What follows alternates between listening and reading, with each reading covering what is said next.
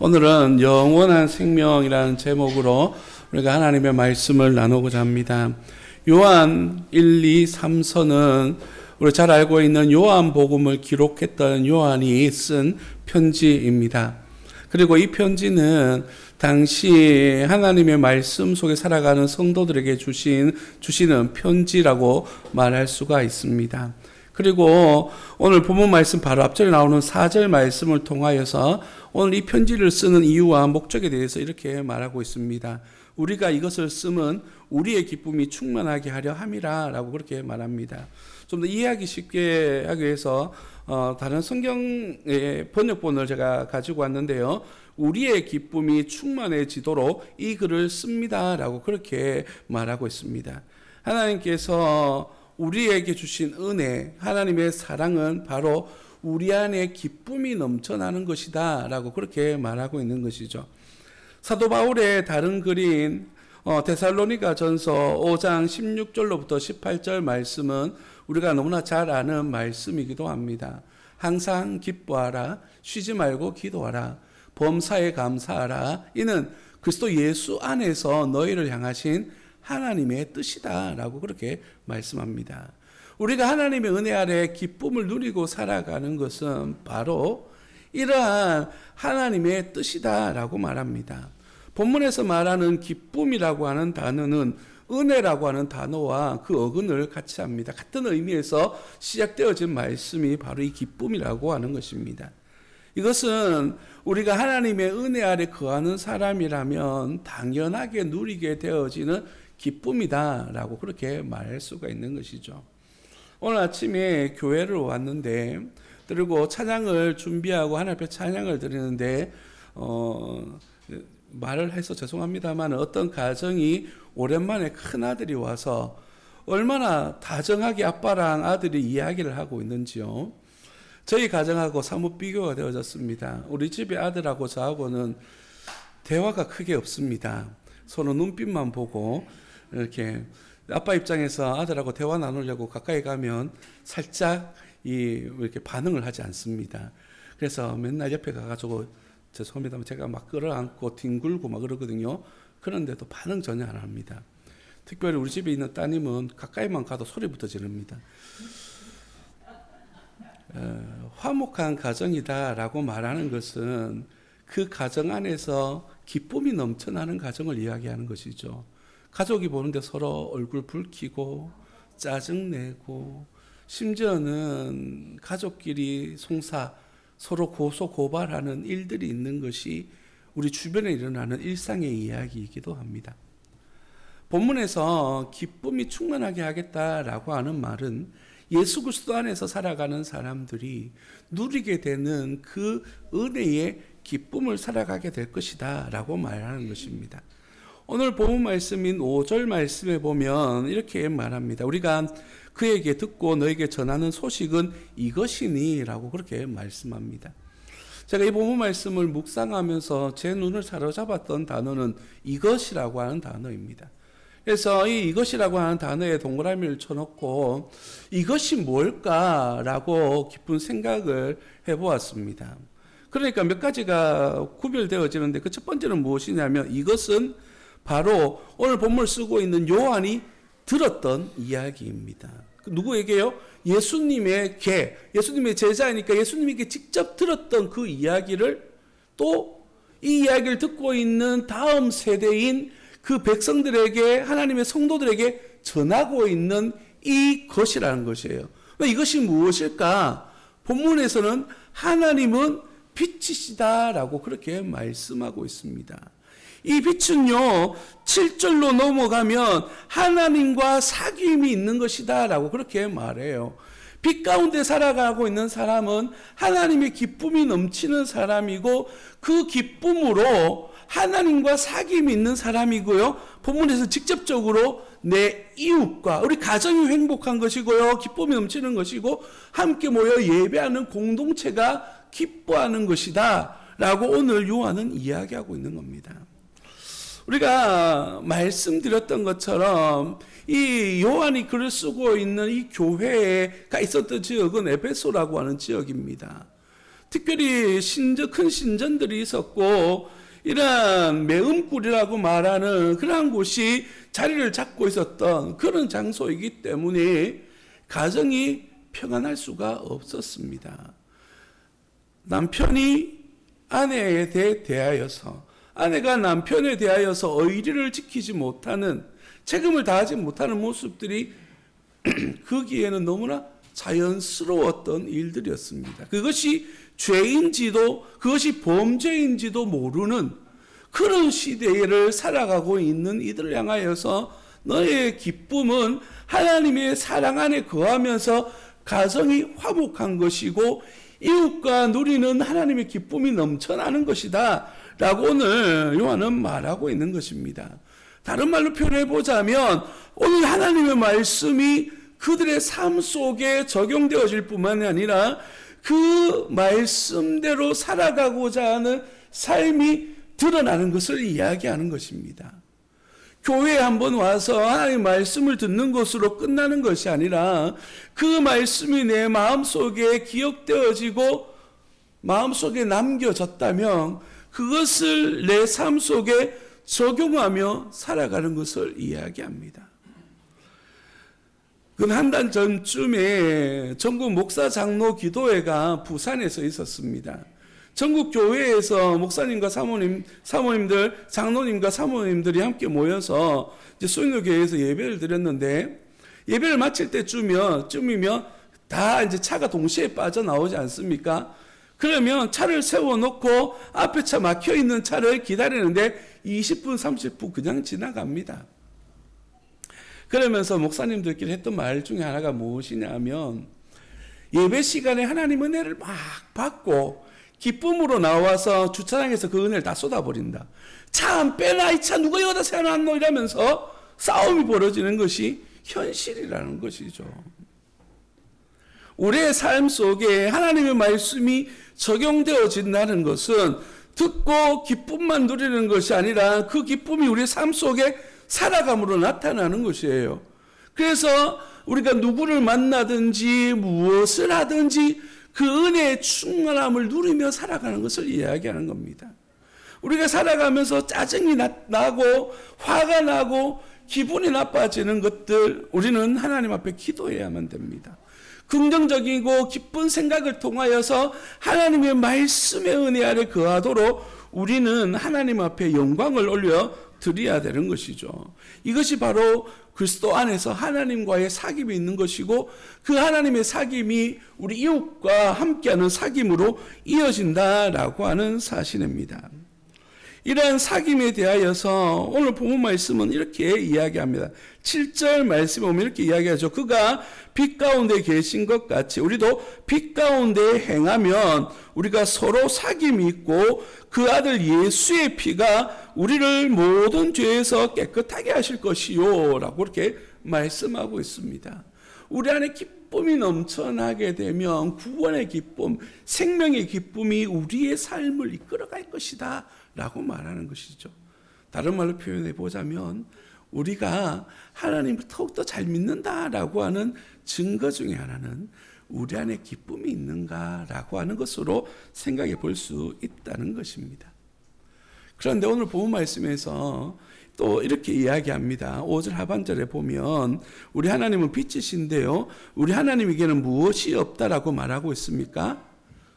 어두움이 없답니다. 어둠요. 어둠은 무엇으로 정의 내려줄 수 있냐 하면 바로 잘못되어진 것들, 하나님께서 싫어하는 것들로 정의 내려볼 수가 있습니다.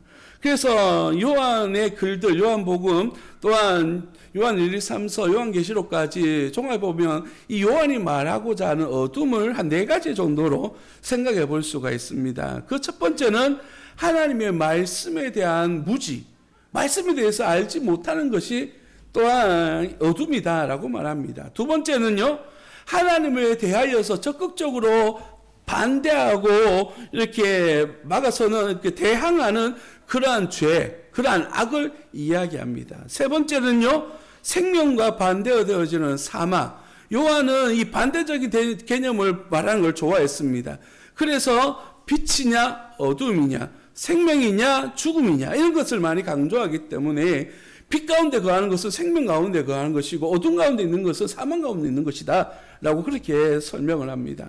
네 번째는요, 하나님을 이기려고 하는 마귀, 하나님을 이기려고 하는 사탄의 공격들을 이야기합니다. 이런 것들이 어둠이다 라고 그렇게 말하죠. 빛은요, 어둠을 물러가게끔 하는 역할을 합니다. 하나님은 빛이시다 라고 하는 것은 이런 하나님의 빛이 우리 가운데에 가득하고 그러한 빛으로 살아간다는 것은 결국에는 어둠이 물러간다 라고 하는 의미를 가지게 되는 것이죠. 그래서 빛 가운데 살아간다는 것은요, 하나님을 알기 위한 그런 노력을 하는 것을 이야기합니다. 하나님에 대한 무지에서부터 벗어나는 모습들이 우리에게 필요한 것이죠. 그래서 하나님의 말씀을 배우고 하나님의 말씀을 듣는 그런 삶을 이야기합니다. 두 번째는요, 적극적으로 하나님의 말씀에 대하여서 순종하려고 하는 노력들이 우리 안에 드러난다는 것이에요. 어둠이 물러간다라고 하는 것은 하나님의 말씀을 불순종하는 그런 죄악으로부터 벗어나는, 돌아서는 것을 이야기합니다. 우리는 연약하기 때문에 하나님 앞에서 범죄하거나 죄를 짓는 것, 어쩌면 자연스러운 현상에 가까울 수도 있습니다. 그러나 내가 하나님에 대해서 알기 시작하고 하나님이 내 안에서 빛으로 나타나기 시작한다면 어떻게 돼야 됩니까? 그런 어둠이 물러가기 시작하는 것이죠. 앞서 말씀드렸던 것처럼 이 에베소 지역에서 우상 숭배와 그런 영적 타락이라고 하는 것들, 이런 것들이 너무나 자연스러웠던 그 환경 속에서 내가 예수님을 믿으니까 이것과 멀어지고자 하는 그런 철저한 싸움 속에서 성장해 나아가는 모습을 이야기하는 겁니다. 그러면 우리에게 무엇이 있습니까? 오늘 본문 말씀에 나오는 있는 7절의 말씀처럼 아들 예수의 피가 우리를 깨끗하게 만드는 은혜가 있는 거예요. 그래서 우리 안에 있는 사망이 물러가고 예수의 생명으로 살아가게 되는 것이에요. 생명은 무엇입니까? 살아있는 것을 이야기합니다. 움직임이 있는 것을 이야기하는 것이고 변화가 되어지는 것을 이야기하는 것이죠. 마지막으로 마귀의 유혹으로부터 이겨낼 수 있는 힘이 우리 가운데 있어지게 되는 것입니다. 그래서 본문 가운데 6절과 7절에서 행한다라고 하는 표현이 등장하게 되는데요. 이 행한다라고 하는 단어는 걷다, 길을 만들어간다라고 하는 뜻을 가지고 있는데 우리의 삶으로 그렇게 살아간다는 것을 이야기합니다. 빛 가운데 행하는 것은 빛의 삶을 살아가는 것이고 어둠 가운데 있는 거 행하는 것은 어둠을 살아가는 것이에요. 여기서 살아가는 방식을 이야기하는데 단순하게 그런 실수로 잘못해서 저지른 그런 범죄나 그런 삶이 아니라 의도되어진 삶을 이야기하는 겁니다. 의도적으로 빛 가운데 거하기 위해서 노력하는 것이고 의도적으로 하나님과 사귐을 위해서 빛으로 나아가는 것을 이야기하는 것이에요. 반대로 말하면 이런 어둠으로부터 멀어지는, 어둠으로부터 적극적으로 돌아서는 그런 행위들을 우리에게 우리의 삶을 이야기하는 것이죠. 8절로부터 10절까지 내용은 이런 어둠을 대하는 태도에 대해서 이야기하는데 두 가지를 이야기합니다. 첫 번째는 뭐냐면 이 나는 어둠이 없어, 죄가 없어라고 말하는 사람들에 대한 이야기입니다. 요한계시록 12장 9절 말씀에 보면 이런 말씀이 있습니다. 요한계시록 12장 9절 말씀입니다. 우리 다 같이 한번 읽어보도록 하겠습니다. 시작. 큰 용이 내쫓기는 옛 뱀, 곧 마귀라고도 하고 사탄이라고도 하며 온 천하를 꿰는 자라. 그가 땅으로 쫓기리니 그의 사자들도 그와 함께 쫓기리라. 아멘. 자, 여기서 온 천하를 꾀하는 자라고 이렇게 말합니다. 이 꾀하다는 뜻이 뭘까? 찾아보니까 이렇게 이야기해요. 미혹하는 것, 속이는 것, 그다음에 유혹하는 것을 이야기합니다. 그래서 마귀가 하는 역할은 뭐냐면 바로 우리로 하여금 유혹해서 넘어지게 하는 거예요. 너는 죄 없어. 너는 믿는 믿음이 있는데 너가 죄 있을 이유는 전혀 없잖아 라고 가르치는 것이에요. 이 초대 교회 가운데에 특히 이 에베소 교회 가운데 있었던 이단 사상 중에 하나가 무엇이냐면 영지주의라고 해서 하나님에 대해서 아는 것으로 모든 것이 해결되어진다라고 하는 믿음이 있었습니다. 뿐만 아니라 예수님은 몸이 없다라고 이야기했어요. 그렇게처럼 보이는 것이다라고 생각했기 때문에 예수님의 피가 우리를 구원한다라는 생각을 하지 않았습니다. 무엇으로 구원이 이르느냐면 생각으로, 하나님에 대한 지식으로, 하나님에 대해서 아는 것으로 구원에 이른다고 생각했기 때문에 예수의 피로 구원받는다라고 하는 자의식이 전혀 없었어요. 그렇기 때문에 마귀의 유혹에 넘어가서 예수 그리스도가 그에게 있어서 중요하지 않는 것이에요. 그게 어떤 연결로 되어지냐면 빛 가운데 사는 것과도 연결되어져요. 그렇기 때문에 그들은 과거처럼 짓는 죄가 그들에게 있어서는 자유로운 것이죠.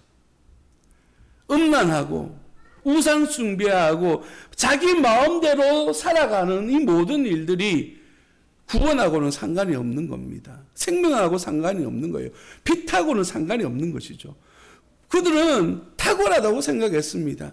그냥 예수 믿는 사람들과는 완전 질적으로 다른 그런 사람이기 때문에 그들과는 다르다라고 생각했습니다.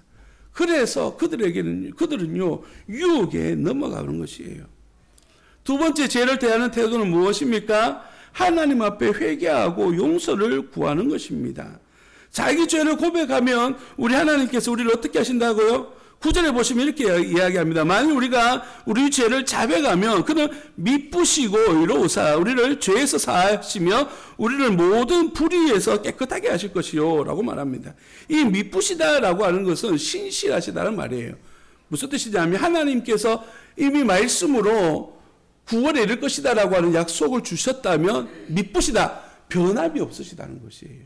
우리의 상황이 바뀌고 환경이 바뀐다고 해서 그렇게 죄가 있었다가 없어졌다 하는 것이 아니라 내가 너를 구원할 것이다라고 하는 곧 예수 그리스도를 말미암아 구원할 것이라고 하는 요한복음 3장 16절 세상을 사랑하신 우리 주님께서 그죠? 하나님이 세상을 이처럼 사랑하사 독생자를 주셨으니 이를 저를 믿는 자마다 영생을 얻고 구원하게 하시겠다라고 하는 하나님의 약속이 이루어지는 것을 이야기하는 것이에요. 그 약속이 이루어지는 말씀이 변화가 없다라는 것입니다. 그래서 자백하고 기도하면 우리를 은혜의 길로 회복의 길로 이끄시겠다라고 하시는 오늘의 말씀인 것이죠. 그러나 어둠에 거하는 사람은 10절에서 어떻게 이야기합니까? 만일 우리가 범죄하지 아니하였다 하면 하나님을 어떻게 만드는 것이죠? 거짓말쟁이로 만드는 것이다 라고 그렇게 말하고 있습니다. 성도 여러분, 우리는 의로운 사람이 되어지기를 원합니다. 그리고 깨끗한 삶을 살기를 소망합니다. 그런데 우리는 삶이 어떻습니까? 자꾸 넘어지고 실수하고 자유롭지 못한 모습들을 보게 돼요. 요한이 그거 몰라서 이렇게 적었을까요? 여기서 말하고자 하는 빛으로 살아간다는 것은 완벽한 빛의 삶을 살아간다는 의미가 아니라 그 빛을 향하여 살아가는 사람을 이야기합니다.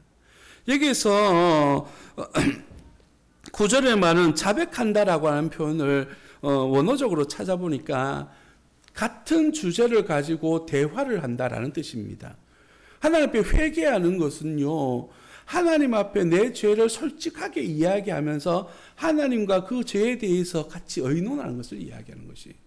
하나님, 내가 연약합니다. 하나님, 내가 부족합니다. 내가 이 모든 문제들을 해결할 만한 능력이 없습니다. 하나님께서 너 왜 그것도 못해라고 하는 것이 아니라 그래? 그러나 내가 너에게 힘을 줄게. 그 힘은 어디서 옵니까? 바로 예수 그리스도를 통하여서. 내가 너를 위해서 내 아들을 보냈지 않느냐. 그 아들을 통하여서 네가 지금 누리고 있는 모든 것들에 대하여 더 풍성함을 누릴 수 있도록 은혜를 주실 것이다. 그것이 4절 말씀처럼 기쁨으로 나타나게 될 것이다 라고 말씀하시는 것이 바로 오늘 말씀의 주제라고 말할 수 있습니다. 사랑하는 성도 여러분, 오늘 이 말씀을 듣는 저와 여러분들, 예수 그리스도 안에서 빛으로 살아감으로 말미암아 우리 안에 기쁨이 충만하기를 예수님 이름으로 축복합니다. 넘어질 수 있습니다. 사도 바울도 나는 내 육신이 연약함을 안다라고 그렇게 말하고 죄로부터 구원하여 주기를 원하신다라고 마지막까지 기도했던 사람입니다. 성도 여러분, 우리 육신 연약합니다. 그렇다고 해서 포기하는 것이 아니라 오늘 또 우리 주님을 바라보며 기도하면서 우리 안에 기쁨이 충만할 수 있도록 주님을 소망하며 살아가는 복된 자녀 되시기를 예수님 이름으로 축복합니다. 기도하겠습니다.